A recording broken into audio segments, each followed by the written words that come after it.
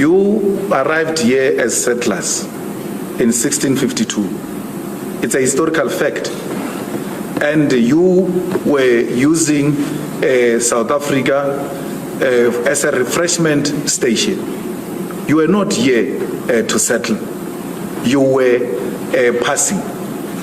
Because of our Africanness and the spirit of Ubuntu, we have embraced you and we have shared our land with you. And we have accepted that you have naturalized in this country. But it doesn't change the fact that you came here as a visitor. So let me ask you that, to clarify that. Yes. You accept that there are many people in South Africa, black and white, Indian colored, Chinese, who came to South Africa from another country at some point? Not blacks. Not blacks. We came from one country called Africa. I understand. So the claim is that anyone who is on the continent of Africa belongs in South Africa, is that correct? Was not a visitor? No. South Africa is Africa. We are one country called Africa. This South Africa you are talking about was imposed on us. So we didn't come from anywhere. Speak for yourself. We didn't come from anywhere. There's no African who came from anywhere. We came from here. I mean, my Lord, I cannot come from the second bedroom in this house and then I find you in another bedroom in the same house and then you say I came from somewhere. In the same house. I didn't come from somewhere. I was sleeping on the other side. We're here. So, we are not visitors. We didn't come from anywhere. This is our continent. So in other words, someone who was born in Egypt, Nigeria, Malawi, Botswana, and Zimbabwe, none of those people are visitors for South Africa. They belong here. It's their home. Where Nigerians, Ghanaians, Mozambicans, Zimbabweans, when they are here, they are at home. They should not even for a second doubt themselves. This is our home. Let me ask you this then. Your party has recently engaged in a campaign where you've gone to restaurant owners and you're asking them to produce lists of who works with them and to say you have a certain number of people who are not South Africans and a certain number of people who are South Africans, and we want you to change those numbers. Now, how do you reconcile what you just told us, which is that all people who are born in Africa are part of one house, but you want to say these people are different and they should be fired from the restaurants that we're doing, they should be replaced with real South Africans? How do you reconcile? We've never said fired. So when you are in a court before my Lord, don't misrepresent facts. Nowhere have we ever said fire anyone. So we shouldn't lie. Please. My Lord, before we go to the continent, here in South Africa, if you get a job or a tender to go and do a road in Soweto, you are required to hire 30% or so of locals of Soweto. Yet you are a South African of Soweto. You are required to subcontract a certain percentage of people from Soweto. So because the locals at that space should not feel excluded. They should embrace the project, they should feel they must welcome the project and they must protect it as their own. Now, what the white ownership does to our people, my Lord, is that they hire our brothers and African brothers and sisters who are not locals to the exclusion of locals so that they can ignite the xenophobic war amongst our people. They want to thrive, which is what made you survive, divide and rule. You are dividing us by hiring some of us. I'm a South African. If I were to go and open a restaurant in KwaZulu-Natal and I come with everybody from Limpopo, the people of KwaZulu-Natal, one, they will not feel like this restaurant belongs to them. They will not feel a need to defend it because I just impose people from the other side to them. They need to be involved for them to know that this belongs to them. But hi there, hope you're fine. Let me give you a bit of a context. So Julius Malema, as you always know, Julius Malema, he practices socialism and communism. What do I mean by that? I mean that if we are thriving as one Africa. If it is business, it benefits both of us. But you see, he's always against capitalism because it is the Western powers that came with capitalism in South Africa. And also it is trying to divide South Africans and Africans in general. And now Julius Malema is trying to fight out this white jersey, or is trying to enforce these issues to Africans. And so I feel like it is important for us, people from the Black community, to always ensure that we embrace that one unity that we always have. So I want us to watch this video and then continue, and then I'll tell you something beautiful at the end of the video. It doesn't make the Limpopo people less South African or less home because I said you must be mixed with the people from KZN since our project is in KZN. It doesn't make it lesser home because I said so. No, I am saying the unity of Africa must start from the shop floor. Zimbabwean, Mozambican, Nigerian, South Africans, come, let's work together on the same floor. Mozambican, Zimbabwean, let's go to school together.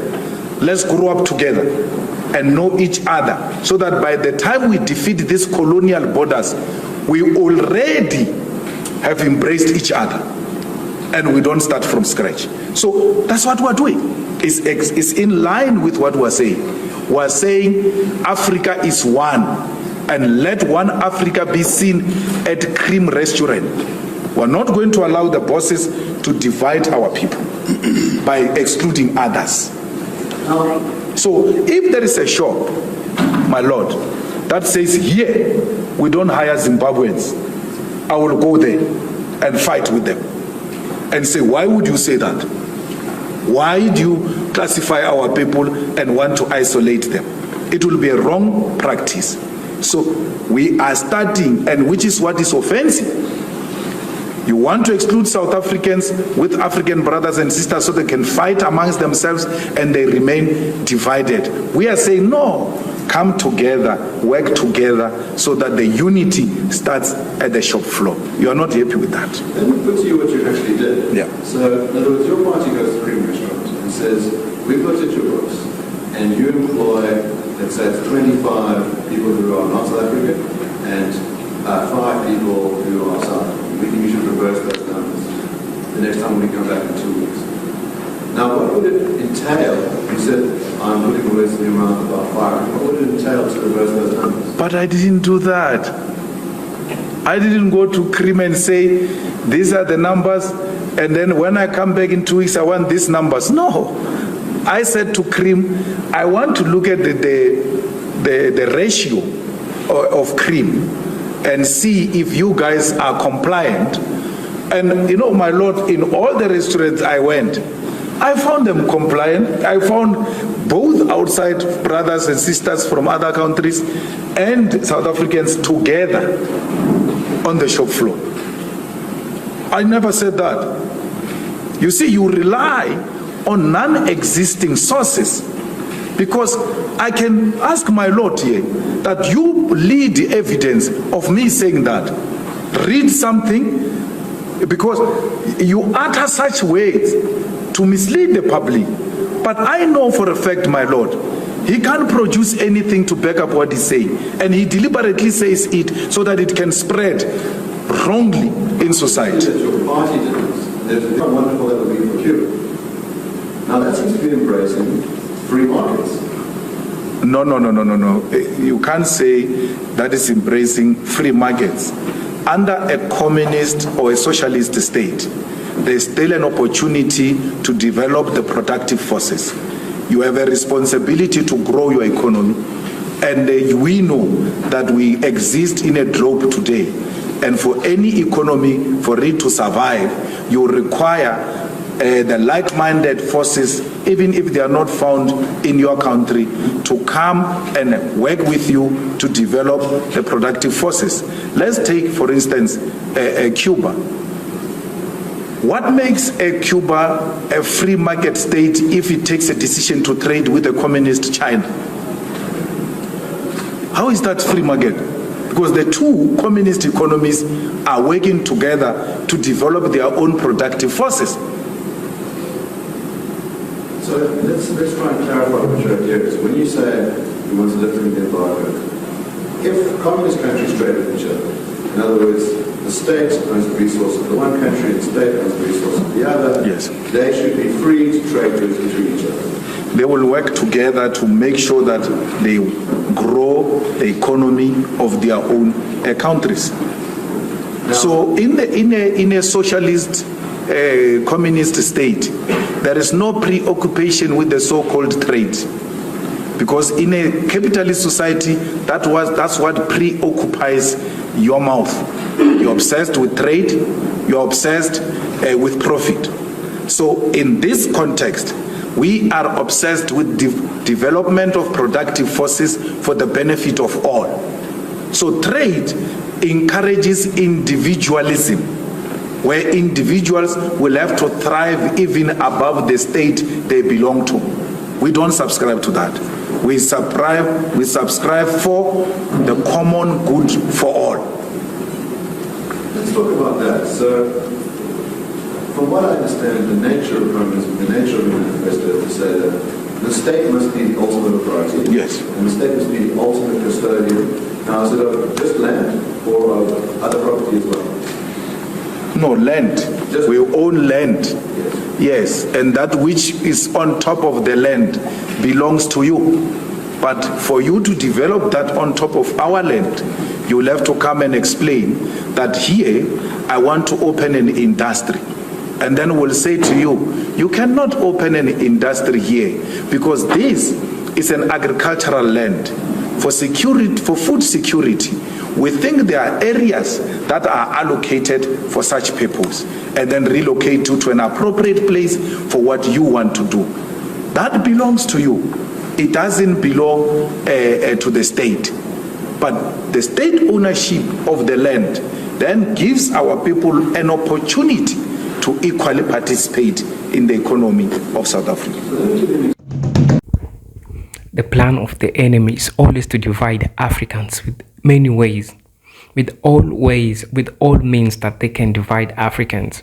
But you know what? We have a standing leader, we have a great leader, we have a person who sees the future of Africa. We have a person who always fights for a borderless Africa. We have a person who only wants good for the Africans, and that is Julius Malema. He has always been having a big fight against these white settlers, especially who came to Africa, who came to South Africa, who are enjoying in the expense of the natives who are always there. And this is being imposed by capitalism, because if you don't have money, you don't have anything, you don't have power to say something.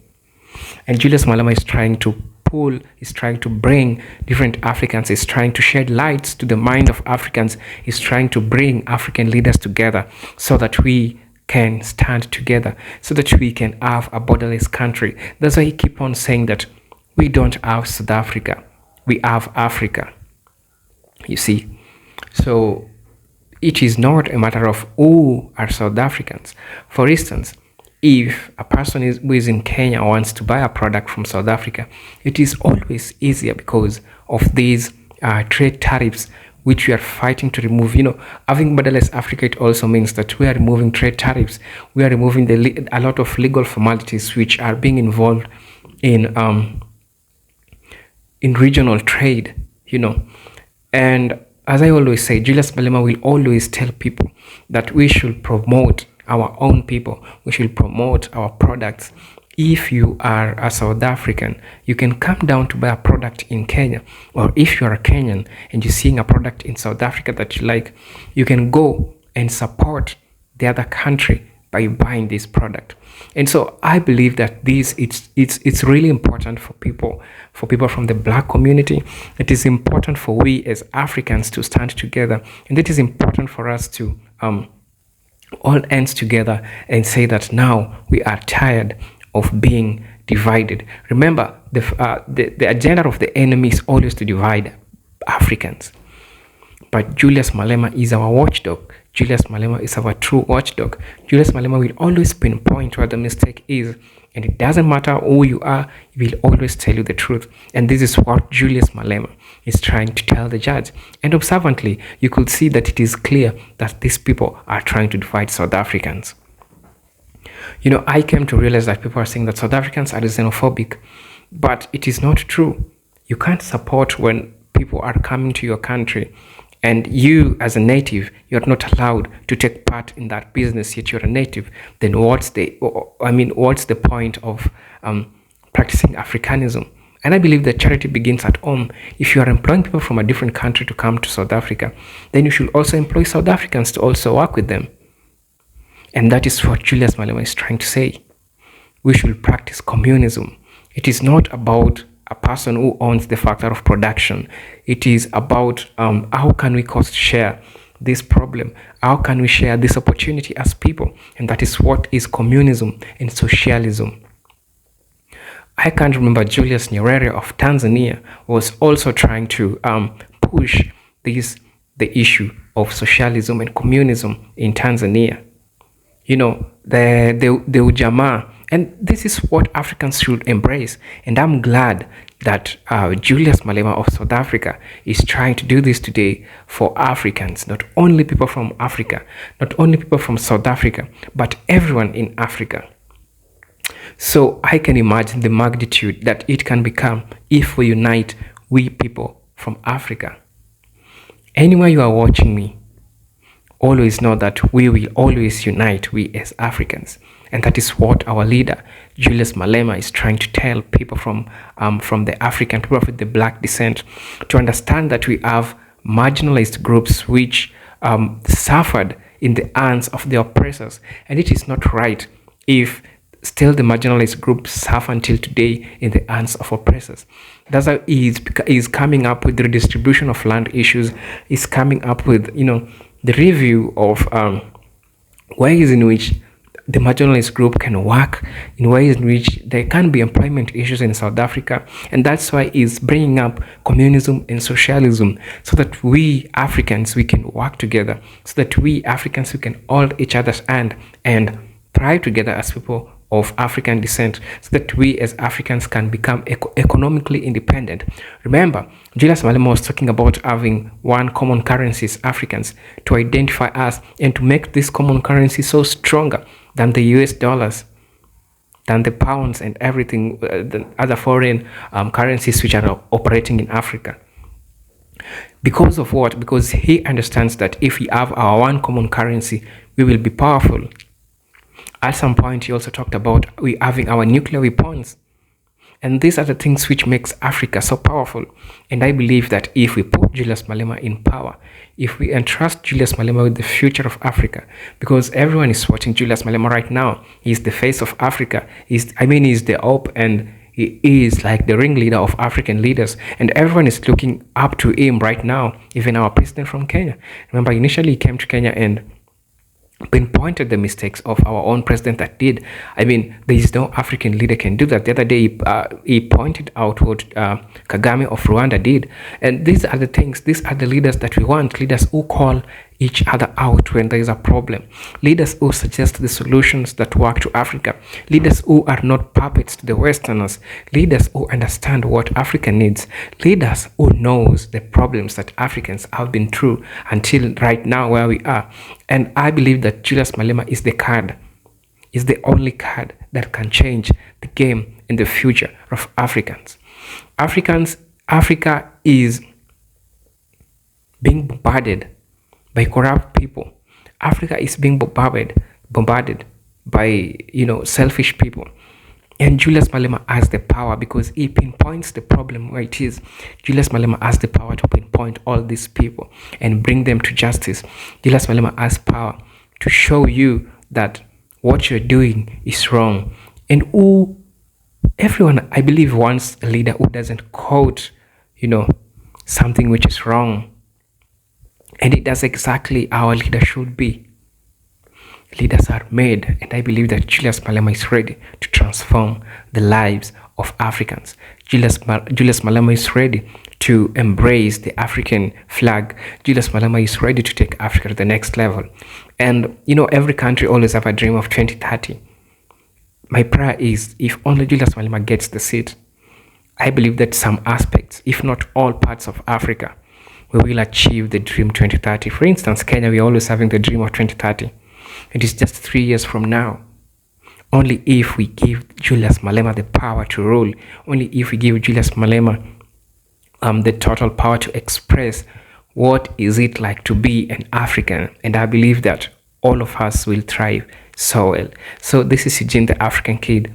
Until then, peace, love, and harmony. If you watched this video for the first time and you resonated with it, can you consider subscribing to our channel? I'll highly appreciate on my road to 2K subs. Peace.